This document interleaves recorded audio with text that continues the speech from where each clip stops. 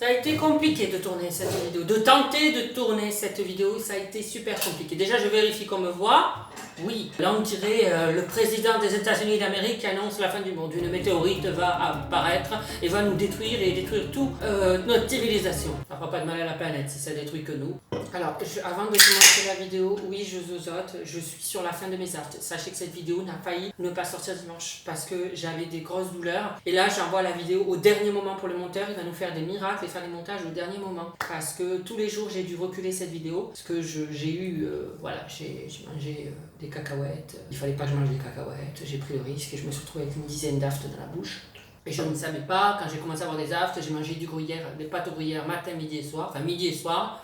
Et je ne savais pas que le gruyère pouvait donner des aftes aussi. Bref. Et après, pendant mes aftes, je mangeais des raviolis à la tomate. Et je ne savais pas que les tomates, ça pète encore plus les aftes. Enfin bref, je me suis fait un combo toute la semaine. Là, j'arrive à parler déjà. Mais il y a les ceux et les feux et les cheux. Des fois, je les fais rire. Mais voilà, c'est comme ça. Et puis je bave, je fais que baver. Bref, aujourd'hui c'est kebab chez le psy. Quand je dis kebab chez le psy, j'ai acheté la machine à kebab. Donc je vais écouter vos problèmes, mais j'ai la dalle, donc je vais manger en même temps. Moi ça me coupe pas l'appétit d'entendre vos problèmes. Oula, et chacun sa merde. Non, je rigole. Avant ça, j'aimerais vous parler de coquine à vulve. Vous le voyez venir. De toute façon, dès que je dis coquine à vulve, vous voyez venir. De la prouesse technologique du nouveau produit de Womanizer, le Enhance. Vous voyez le Nirvana? Vous voyez le 7e ciel? Bah, allez plus haut. Allez plus haut! Comme dirait Laura Pausini. Bon, inutile de vous dire qui est Womanizer, hein. Womanizer, c'est reconnu mondialement. C'est la gamme, c'est même pas une gamme, elle est là l'entreprise Womanizer. Plus de 60 pays dans le monde connaissent Womanizer. Tout le monde peut s'exciter la moule des quatre coins de la planète, t'as compris quoi? Ils ont été les premiers avec Pleasure Air à pouvoir stimuler les terminaisons nerveuses sensibles du clic. Ça me fout droit de me dire que je peux pas utiliser ça. Je me dis vous avez une chance inouïe. Quand je vois tous mes proches qui me disent mais c'est extraordinaire, ben moi ça me frustre. Et du coup tous les produits Womanizer sont dotés de la technologie Pleasure Air. Il n'y a pas d'exception. N'importe lequel que vous achetez, il y a Pleasure Air. Les produits ne vibrent pas. Masse. Voilà, c'est ça la différence. Donc vous allez voir, c'est une différence qui a l'air minime, qui est pourtant comme ça apparemment. À skip. Là, la différence avec le Womanizer Enhance, c'est que lui combine les deux. Vibration et massage. Mesdames, j'allais dire mesdames et messieurs, mais les messieurs, ça dégage. On n'a pas besoin d'eux dans notre vie, enfin bref, on le sait, il nous casse les couilles. Lui, il te cassera pas les couilles. Il vibre. Il masse. Mon Dieu Seigneur. Alors pour la partie Pleasure Air, 10 niveaux d'intensité pour celui-ci mesdames. Et pour la partie vibration, 10 niveaux d'intensité et de vibration. Voilà. Il y a deux moteurs qui sont contrôlables indépendamment. Un pour les vibrations, un pour le Pleasure Air. Et vous avez 2 heures d'autonomie. Enfin, je vous mets au défi, je pense qu'avant 2 heures, vous allez atteindre le nirvana. Voilà. Et la tête est plus grosse, comme ça englobe un peu plus d'espace. Et de surface. Vous l'avez en 3 couleurs, vous l'avez en noir, en rose ou en lilas. Moi, même si je peux pas l'utiliser, j'ai choisi le lilas. Parce que j'adore les couleurs pastel. Bref, je m'égare. Bien entendu, 100% étanche, donc vous pouvez l'utiliser partout. Voilà. Douche, piscine, jacuzzi. Toi de décider. Le NN, 100% des utilisatrices disent être montées au 7e ciel. Je dis ça, je dis rien. Je suis toujours aussi frustrée. Bonne mère. Et d'ailleurs, je vous invite à aller sur le site womanizer.com. Vous verrez, il y a plein de produits pour tous les goûts et pour tous les budgets. La livraison est bien entendu gratuite et dans un emballage neutre. Voilà, c'est envie d'être discrète, coquine. Ça le saura. J'ai un super code promo. Alors, je sais qu'il y en a beaucoup d'entre vous qui ont acheté avec le code et qui me remercient. Et du coup, le code, c'est Merci James. Voilà. Avec le code Merci James, vous avez moins de 20% sur tous les sites Womanizer. Ça, race maudite. Profitez-en. Bon, ben moi j'installe la machine, je commence à faire cuire et je vais aller écouter vos problèmes parce que nos psychologues. Where has she been, Serena? And who I am? That's a secret I'm never tell. You know you love me, XOXO, no tono. Dis à mes petites gousses d'ail, j'espère que vous allez bien. Aujourd'hui, on se retrouve pour une nouvelle vidéo, kebab chez le psy. J'ai déjà fait McDo chez le psy, là je me suis dit mais pourquoi pas faire un kebab. Et j'ai tous les ingrédients. Voilà, avant d'écouter vos problèmes, je vais déjà installer la barbade. Hop. Alors, attendez, je vais vérifier, le truc à ne pas faire, je n'ai strictement rien nettoyé. Et après on s'étonne que j'ai des aftes. J'ai fait au poulet, kebab au poulet. Ah non, c'est mon pote Lucas qui m'a préparé la marinade. Et du coup, putain! Oh, scheiße! Tout va bien, je suis un psy qui n'est pas du tout colérique. Enfin, de toute façon, si vous attendez à avoir des super conseils, partez de la vidéo. Voilà. On voit mon mimosa. Oh. Donc on a préparé une marinade et j'ai fait cuire en amont un peu le poulet pour que ça mette pas 10 ans là-dessus. Parce que ça peut mettre 45 minutes, 1 heure. Je vais manger le kebab à la fin de la vidéo, je vais être très aigri. Moi là j'ai la dalle, il est midi, je peux pas attendre 1 heure de plus. Voilà. Kebab c'est salade tomate oignon, donc salade tomate. Et là il y a les oignons, le pain à kebab, la sauce blanche, l'assiette. Vous voyez ça zozote encore. L'assiette. C'est bon. Là ça va être technique. Mais j'ai pas de polystyrène. Oh non, j'aurais dû laver. C'est bon. Non, c'est pas bon. Bon, si c'est bon. Allez, oh, hey. Donc là, je dois prendre le poulet. Aïe! Oh putain, je me suis planté le doigt! Non, mais je saigne! Putain, mais comment j'ai fait mon compte? Ah, et je vais être foutu de m'en mettre une deuxième. Aïe! Oh, mais j'ai mal en plus, ta mère! Tiens, poulet de chaise! Oh, quel cauchemar! Oh là là là, ça y est, je vais m'énerver. Je comprends pas, je ne comprends pas! J'en fous partout, c'est un carnage. Oh là là. J'ai réussi? Je sais pas, je suis tellement choquée d'avoir réussi là. Ah mais là je pourrais mettre les frites, ça réchaufferait les frites. Ah non, c'est la graisse. Ben c'est pas grave, je sais pas. Je pense pas que ce soit fait pour ça. C'est pas grave, on va le faire quand même. Avec le polystyrène, histoire d'avoir une bonne maladie à la fin. Et voilà. C'est normal que ça fasse de la fumée. Je sais pas si vous voyez, mais ça fait quand même un panache de fumée. Hein. Mais moi je sais pas. Je suis pas vendeur de kebab. Pourquoi j'ai eu cette idée à la con? Bon écoutez, on verra si ça flambe, ça flambe. Enfin, ce serait dommage, je viens de l'acheter cette maison. Bon allez, on commence la vidéo parce que sinon demain on y est encore. On n'a pas le temps de trier les lentilles. Nous on veut quoi? On veut sucer la saucisse des lentilles coquines. On y va, on commence. Coucou J'aime, j'espère que tu vas bien. Voilà. Monsieur, je viens à vous aujourd'hui, je prends les formes. T'as raison. Pour te parler d'un problème que j'ai. C'est personnel, mais j'ai besoin d'en parler. Je sais que tu auras les bons mots pour m'aider. Alors là, sois pas sûr, hein. Ne mets pas la charrue avant la bœuf. Je surveille quand même, hein. Ça me fait un peu flipper. Alors voilà, j'ai 17 ans. Oui, je suis un bébé alors. Et j'essaie de me comprendre psychologiquement, mais je n'y arrive pas. Je sais pas si j'aime les garçons, les filles, si c'est la société qui agit selon mes choix ou non. Enfin bref, je suis perdue. La société me casse les couilles.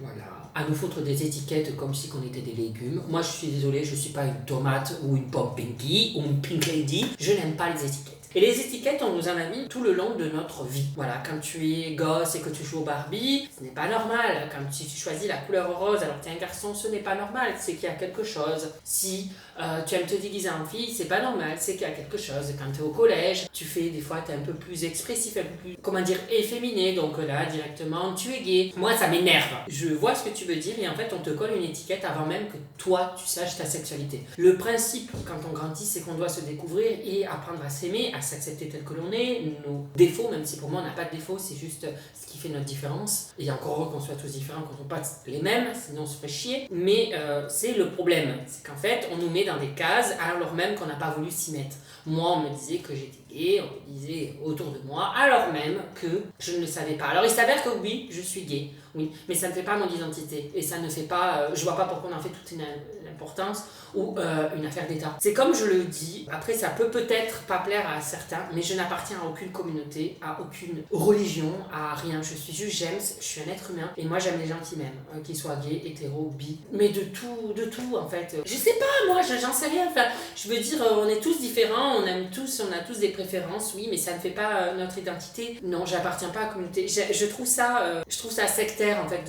En fait, je juge pas. Hein. Je sais qu'aussi ça fait du bien des fois d'être dans une communauté parce qu'on est avec des gens qui nous ressemblent entre guillemets et qui nous permettent de nous comprendre alors que des fois on est incompris chez les autres. Donc je peux comprendre, mais moi j'aime pas ça. J'aime pas ça parce que pour moi, hein, mon avis à moi, j'ai l'impression de rentrer dans une secte. Et je suis désolée, je n'ai pas du tout envie d'appartenir à une communauté. Et quand on me met, oui, t'es dans la communauté LGBT, non, je ne suis pas dans la communauté LGBT. Même si heureusement que cette communauté existe et qu'elle a permis de faire de grandes choses, d'accomplir de grandes choses, de pouvoir nous aider dans notre identité, je ne la renie pas, mais derrière ça, je n'appartiens à aucune communauté. J'adore les LGBT comme j'adore les hétéros, comme j'adore tout le monde en fait, qui m'aime, voilà. À part les connards et les gens qui ne me respectent pas, j'aime le reste des personnes. Les connards et les tarés, voilà, les pédophiles, tout ça, à part ces gens-là, moi... Les gens qui ne me font pas du mal et qui font de mal à personne, je les aime. Donc je n'appartiens à aucune communauté. Et c'est pour ça où je vais en venir, parce que là je pars un peu plus loin, mais ça va se suivre. C'est que laisse-toi grandir. Vois. En fait, même pas vois. Laisse-toi grandir. Peut-être que demain tu seras amoureux d'une fille. Et peut-être que dans un an, c'est un homme à qui tu tomberas amoureux. Et peut-être que tu tomberas amoureux de quelqu'un qui est non-binaire. Enfin bref.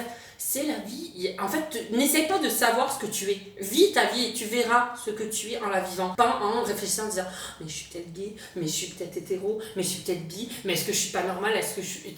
Non, vis et tu verras. Voilà, tu verras tout simplement. Et après, tu apprendras à te connaître et tu sauras ce que tu aimes et ce que tu n'aimes pas. Donc, n'écoute pas la société, n'écoute pas les gens, vis ta vie. On s'en bat les couilles de si tu aimes Pierre, Paul ou Jacques ou Janine ou Albertine. Voilà, ça c'est dit. Ça chauffe parce que je commence à vous refaire moi déjà. Et ça chauffe vite, hein. Bonjour, j'ai 18 ans et je suis étudiant en droit. Je viens aujourd'hui vous parler de mon addiction au sucre. Je sais que tout le monde est addict au sucre. Toi en particulier. C'est pas vrai, moi c'est plus le gras, le salé. Des fois je mange même pas de dessert, je peux faire une grosse pizza que le muffin ou le fondant après.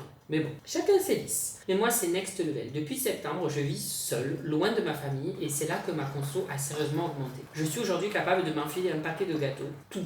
Je suis pas difficile, tant qu'il y a du sucre. Ou une bouteille de soda en après-midi. Même de la pâte à tartiner, des brioches, des jus de fruits. Franchement, tout y passe. Je sais que c'est pas bien, mais je n'arrive pas à m'arrêter. J'ai déjà essayé de contrôler mes envies, mais ce n'était franchement pas une grande réussite. J'ai des symptômes de manque, genre tremblement, saut d'humeur, etc. Le supermarché est vraiment en bas de chez moi, en plus, alors ça n'aide pas. En plus, je suis étudiante, donc vraiment fauchée. Mais rien à faire, j'en ai besoin pour survivre. Je sais pas pourquoi, mais ça me fait vraiment rire de me dire que je suis en train de devenir addict au sucre. Un an sans maman et papa et je deviens addict au sucre. À qui ça arrive? J'ai déjà pris rendez-vous avec un médecin généraliste pour suivre mon état de santé, mais je pense qu'un suivi psy serait nécessaire en complément. Il y a peut-être un lien entre ma pseudo-addiction et le fait d'être partie de chez moi. J'ai eu une vie antérieure privée de sucre. Qu'en penses-tu? Es-tu addict au sucre? J'ai besoin de témoignages. Alors moi je suis pas addict au sucre, mais en ce moment c'est vrai qu'il m'est arrivé des petites mésaventures. Enfin ça va, on a tous une vie, hein, il nous arrive tous des trucs, il y a des hauts et des bas, et j'ai tendance à beaucoup plus manger gras en ce moment. J'en ai parlé à ma psy, donc je vais te parler. En fait je parle de moi pour que vous puissiez peut-être des fois vous retrouver dans ce que je dis. C'est pas que je te ressens sur moi, c'est que des fois ça peut aider, on se sent moins sain.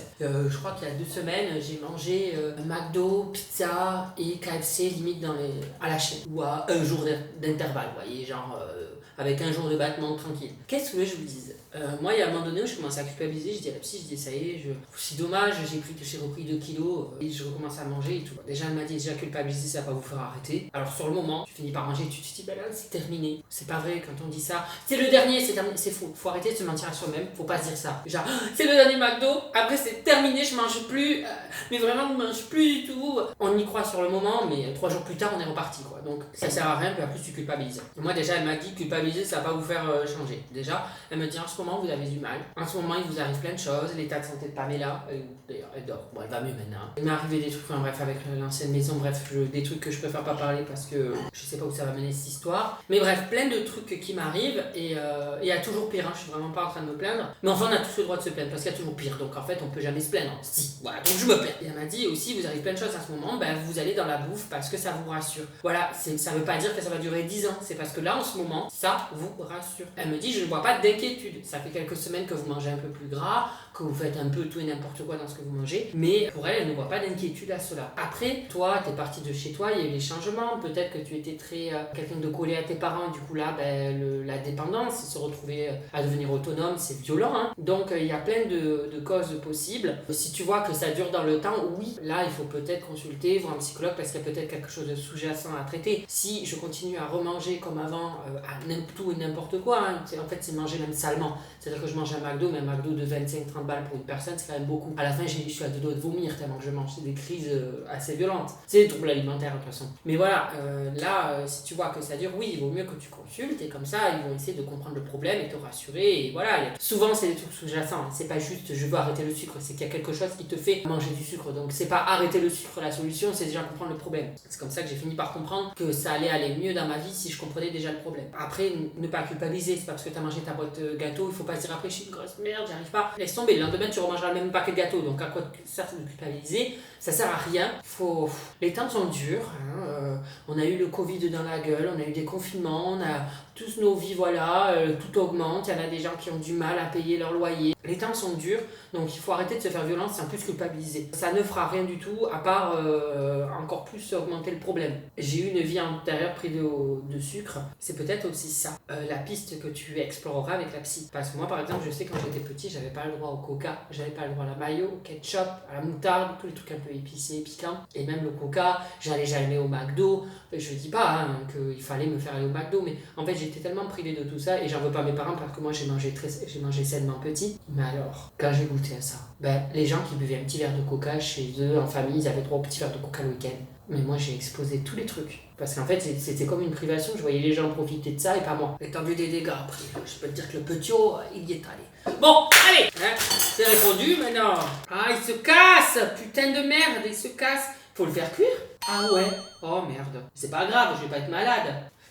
Alors, j'ai pris la sauce kebab. J'adore, je vous dis, ouais, en ce moment je mange gras. Tiens, regarde ça. Allez. Hop, je sais pas quel ordre on doit faire. On va mettre les tomates, bonne mère. Voilà, la salade. Voilà. Oh là là, il y a tout qui se barre. On y va?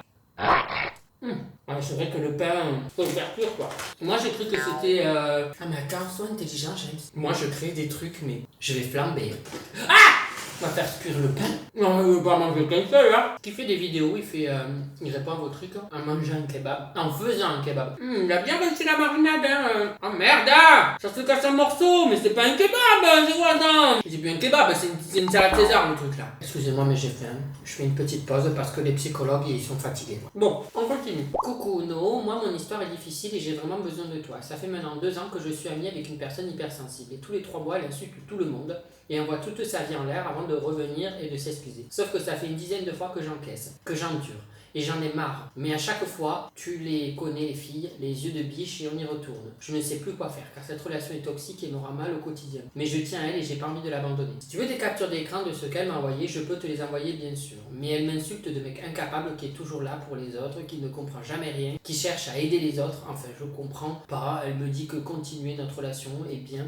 Mais je ne sais pas si c'est une bonne idée. Tu en penses quoi? Ben, mon bichon, oui, elle est hypersensible et tout, et oui, il y a des gens qui sont comme ça, mais enfin bon, tu peux pas non plus vivre l'enfer. Enfin, attends. Je veux dire, merde, j'avais un oignon sur le nez. Je suis désolé, mais ok, elle est hypersensible, elle a ses traumas et tout, et des fois on est là pour soutenir nos amis et tout, mais ça doit pas être une tare non plus. Je veux dire, là, elle te parle très mal et tout, si ça fait 10 fois que tu lui fais comprendre qu'elle doit pas le faire et qu'elle continue, enfin c'est bon, on choisit pas sa famille, mais on peut choisir ses amis quand même un minimum. Je sais que des fois on est mal, des fois on peut être aigri, ça peut arriver, mais de là avoir quelqu'un qui te plombe la vie comme ça, parce que j'ai l'impression quand même que tu vis ça, voilà, qu'à chaque fois tu lui dis amène à tout, puis en plus elle a pris l'habitude, donc du coup elle peut le faire avec toi, elle sait que tu seras toujours là. Non, on peut pas tout accepter, c'est pas parce qu'elle est, on peut pas parce qu'elle est hyper sensible ou que quelqu'un a ça ou que quelqu'un a ça qu'on doit tout accepter. On peut comprendre la personne, on peut comprendre qu'elle a des traumas, qu'elle a des choses, mais on n'est pas obligé d'accepter. Moi à un moment donné, j'ai eu des amis comme ça qui te aspiraient ton âme, t'essayes de les aider, mais en fait ils t'enfoncent encore plus avec eux. Bah non, désolé. La personne n'est pas pour autant méchante, hein,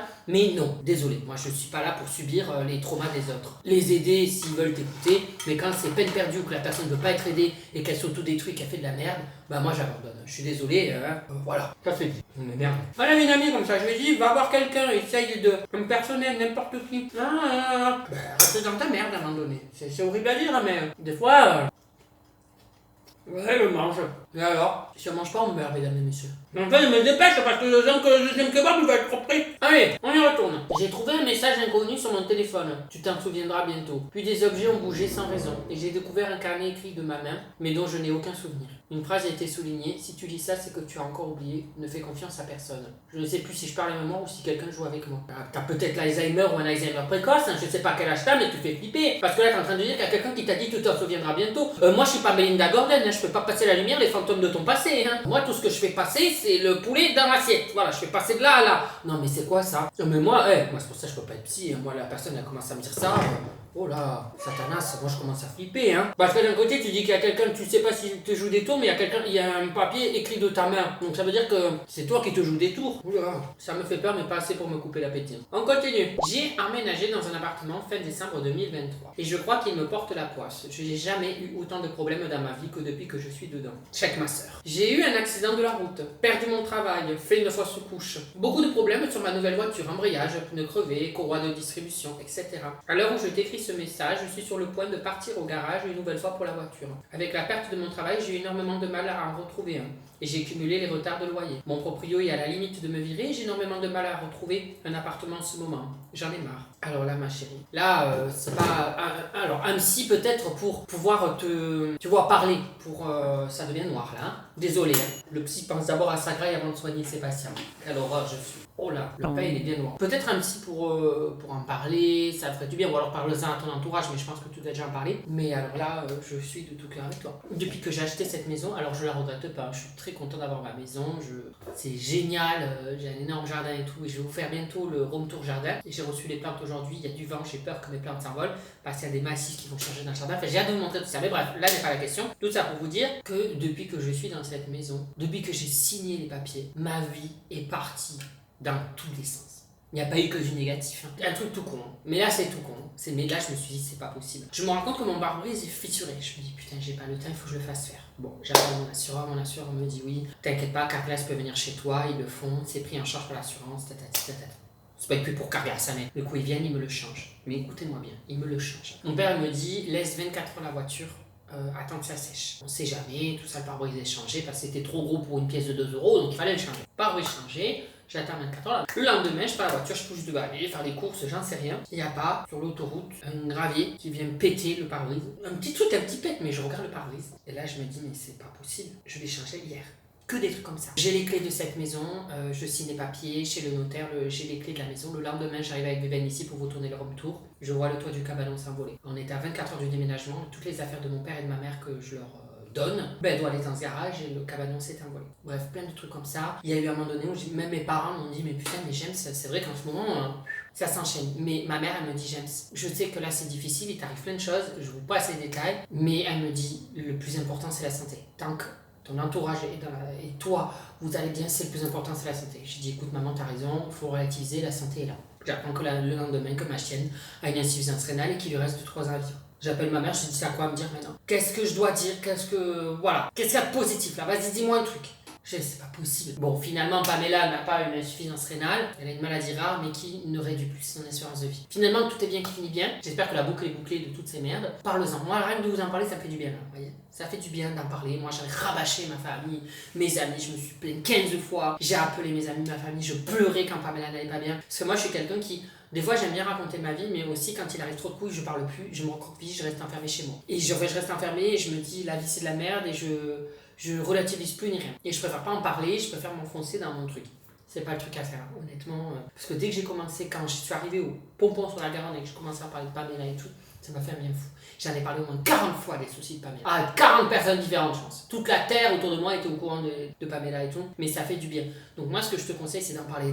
Si tu as besoin d'en parler 15 fois de toutes les mésaventures qui t'arrivent, parle-en. Et après, la retourne, elle est pas carrée. Allez, on continue. Mais il est cuit le pain. Mais il est aussi dur que le zizipote de Rocco. C'est impossible. J'ai un appel.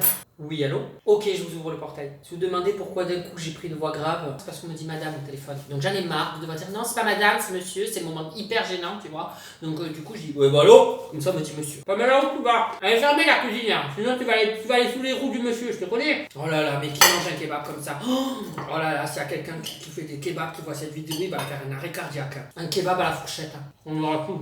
Oh. J'espère que vous n'avez pas entendu ma conversation parce que sinon c'est très gênant. J'aime bien ce livre. Oh putain, j'ai cogné Pamela avec le carton. Ça va ma chérie? Elle a l'air entière. Oui, je disais c'est un livreur colis privé, mais je vais commander plus de choses chez colis privé. Hein. Oh, c'est tout perdu, moi. Oh, il va me falloir une petite dépendance affective. Coquine. Ah, je vais manger à la fourchette. Hein. Tu m'étonnes que j'ai la moitié des dents cassées. J'ai 31 ans, j'ai toujours pas mangé avec une fourchette. Hein. Ah, pardon, excusez-moi. Alors, mon histoire à moi, c'est qu'à l'âge de 6 mois, j'ai été premièrement placée en famille d'accueil parce que ma mère attendait mon petit frère et que j'étais une enfant perturbatrice. Je me protégeais instinctivement de ma mère. Pour la petite histoire, c'est une maman qui ne prend pas soin de ses enfants mais qui aime être enceinte. On est une fratrie de 13 enfants, de pères différents.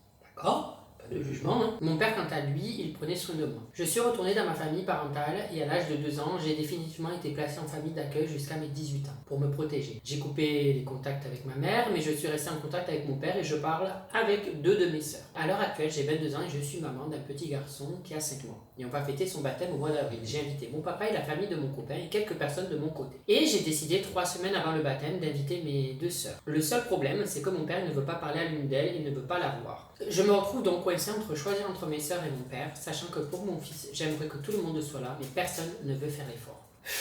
Moi, ça va être simple. Hein. Je sais que c'est peut-être un peu trop simple comme réponse que je vais donner, mais à un moment donné, c'est pas... Enfin, si t'as envie, si toi, t'es une adulte, tu choisis qui tu veux inviter. Si t'as choisi d'inviter les deux, d'inviter tes sœurs et d'inviter ton père, tu l'as choisi. Toi, t'as envie qu'ils soient présents. Après, ça leur regarde. Moi, les problèmes, les engueulades, les trucs comme ça, généralement, je ne fais pas partie des engueulades. Quand il y a des engueulades, c'est terminé, après on ne me revoit plus.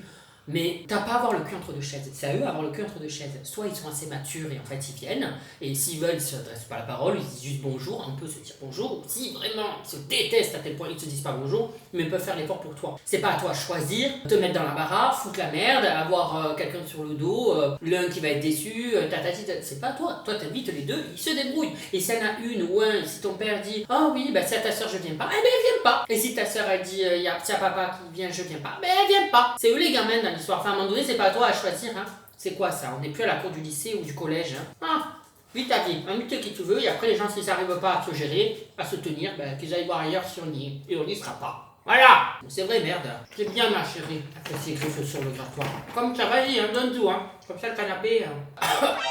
Eh ben, j'ai le kebab coincé dans le gosier. Sur Instagram, il y a plein de gens qui me disent mais comment tu fais avec ce canapé, tes chats et tout. Bah, déjà, moi, comme je travaille à la maison, je les vois. Donc en fait, quand ils font une connerie, je crie. Je fais un bruit très strident, ça les fait peur.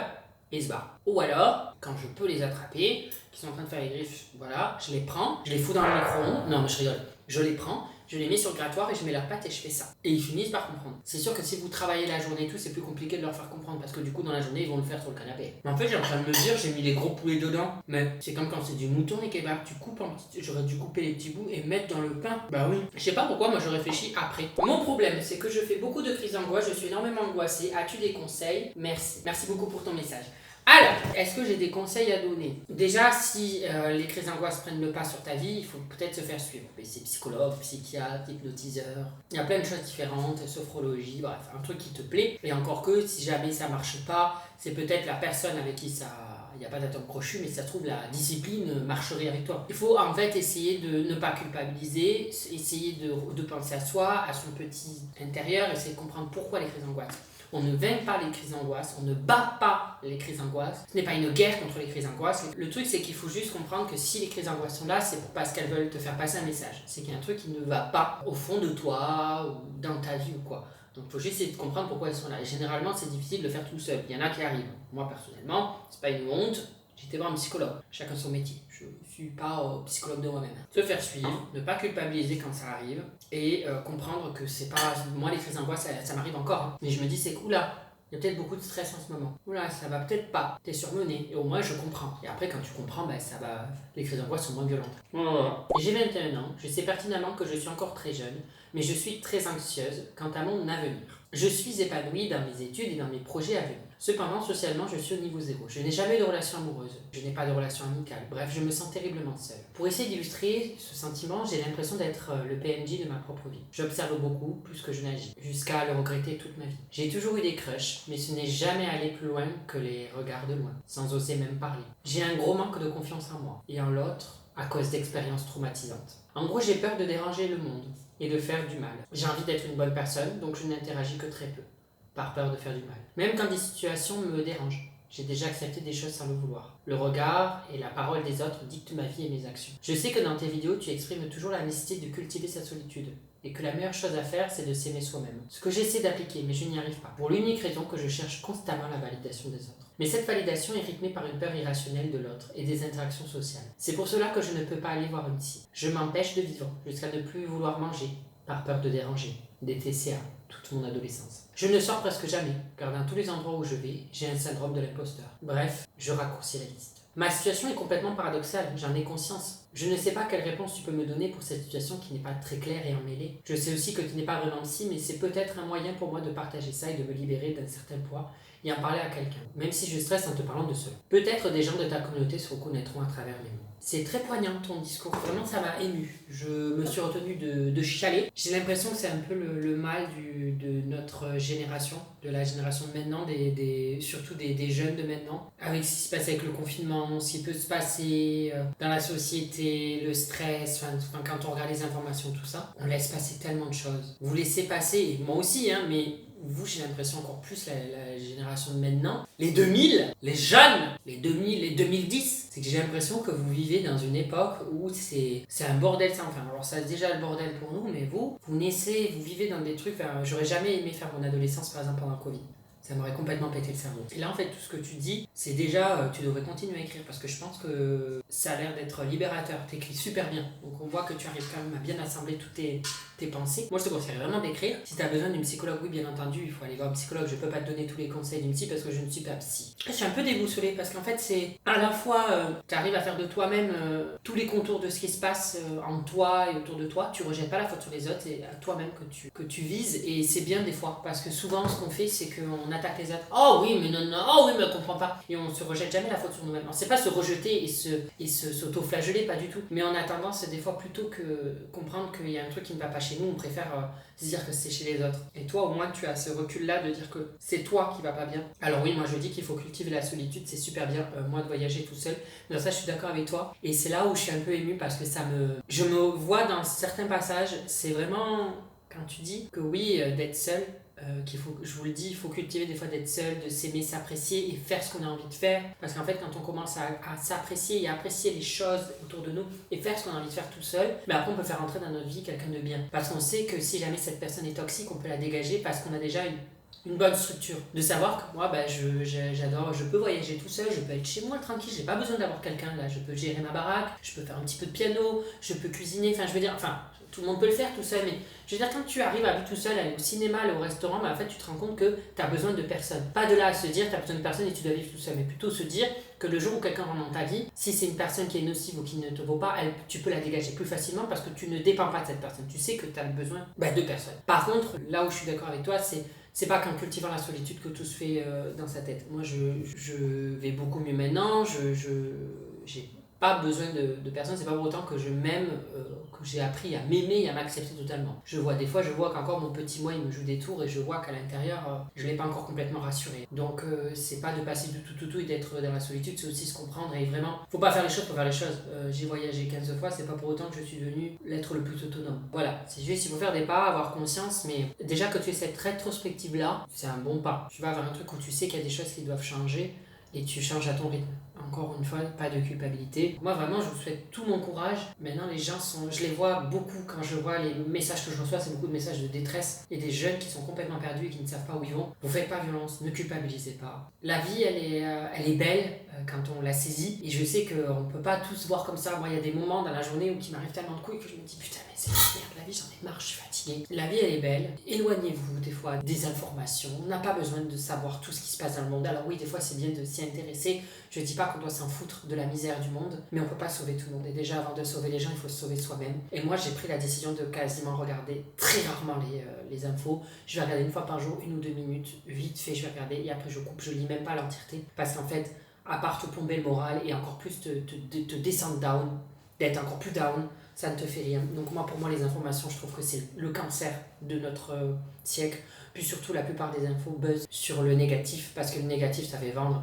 Faut pas se leurrer. Si là on attend qu'il y ait eu un tsunami, qu'il y ait eu 100 000 personnes qui est mort, la première chose qu'on va faire, c'est qu'on va tous aller regarder. Parce que c'est sensationnel et c'est horrible, mais on pense comme ça. Mais derrière ça, c'est hyper toxique. Le positif, on le regarde plus. Il y a plein de positifs qui se passent dans le monde et on n'en entend pas parler parce que ça ne vend pas. Par contre, dire que la Terre est en train de s'écrouler, tout le monde est en train de mourir, là, ça vend. Donc, je dis pas qu'il ne faut pas savoir ce qui se passe dans le monde. Je suis pas en train de dire ça. Mais ce serait bien des fois qu'il y ait une balance et qu'on ait aussi du positif. D'entendre toute la journée tout ce qui se passe dans le monde, mais à quoi ça sert? Foot BFM TV, des trucs comme ça, mais ça nous plombe. Donc moi, vraiment, je vous conseille de prendre ce recul-là et de ne pas écouter tous les gens autour de vous parce que si vous entendez vos parents, s'ils sont anxiogènes, ils vont encore plus. En fait, d'être dans une cellule anxiogène entre les réseaux sociaux, la société, la famille, les gens toxiques comme ça, mais comment tu veux avoir envie d'avancer? Quand tu l'as, la personne elle dit voilà, j'ai l'impression de voir ma vie défiler et je fais rien, mais tu m'étonnes. Quand t'as l'impression que c'est peine perdue et qu'on ne doit pas vivre, qu'on doit se laisser crever. Quand tu écoutes tout ce qui se passe dans le monde, quand tu écoutes tout le monde, tu te dis mais à quoi ça sert-il? Il va y avoir une guerre sous peu. Ça sert à quoi de faire ça? Ça sert à quoi de faire ci? On ne vit plus. La vie elle est courte, la vie elle est belle, elle mérite d'être vécue, donc vivez-la. Et foutez-vous-en de ce que pensent les autres. Pensez un minimum aux autres. Essayez d'évoluer, de faire des pas, mais soyez aussi égoïste. La vie, on n'en a qu'une, et une fois qu'elle est terminée, c'est rideau fermé, et voilà. Donc, merde.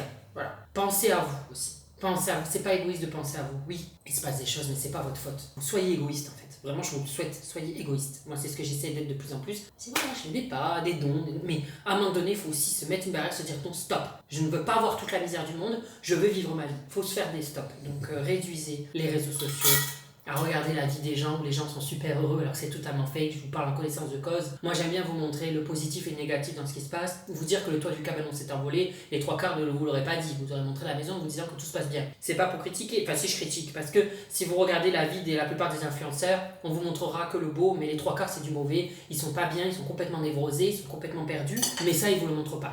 Pas tous, hein. Il y a des gens bien. Arrêtez d'idéaliser, de rêver de la vie des gens, vivez la vôtre, et de l'autre côté, ne regardez pas tout le négatif parce que sinon vous ne vivrez plus. Voilà. Et en attendant, faites-vous plaisir avec Womanizer. Moins de 20%. Merci James. Sur tout le site Womanizer. Profitez-en. On se fait plaisir. Voilà. Il y a des news qui donnent le smile. Donc voilà, j'espère que cette vidéo vous aura plu. J'ai pas fait beaucoup d'histoires parce que déjà j'ai mis 10 ans avec cette histoire de kebab. Mais je regarde les autres histoires et si vous voulez, je vous ferai une autre vidéo si ça vous plaît. Je vous souhaite une bonne journée. Je vais finir mon kebab doucement parce que j'ai l'afte qui se réveille. Enfin, les aftes qui se réveillent. Voilà. Gros bisous mes gousses d'ail. À la semaine prochaine. Alors là, tu as mes réseaux sociaux au milieu, Instagram, TikTok et Snap. Pardon. À droite, tu as les vidéos qui plaisent, des vidéos, enfin bref, tout ça, tu as compris de ma chaîne. Ah, sur ma tête, appuie sur ma tête, tu peux t'abonner, c'est super ça. Je suis un véritable youtubeur maintenant. Attention, hein, ça rigole plus.